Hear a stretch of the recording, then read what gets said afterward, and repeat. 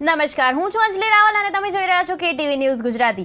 સમાચારમાં નજર નાખીએ તો જૂનાગઢ જિલ્લાના કેશોદ તાલુકાના અજાબ ગામમાં ગઈકાલે ભાજપની સંગઠન બેઠક દરમિયાન અનોખી હલચલ જોવા મળી હતી।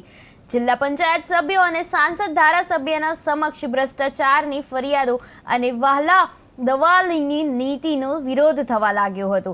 ભાજપના જિલ્લા પ્રમુખ ચંદુભાઈની અધ્યક્ષતામાં યોજાયેલી આ બેઠકમાં તાલુકા પંચાયતના સભ્ય ખુદ સરકારની કામગીરી સામે વેદના વ્યક્ત કરી હતી।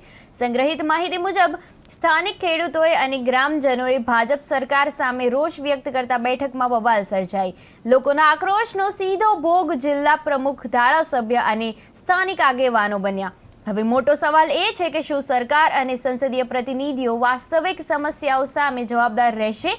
ચાલો જાણીએ હાજર સક્રિય કાર્યકર પાસેથી કે આખરે તેનું શું કહેવું છે આ સમગ્ર મુદ્દે।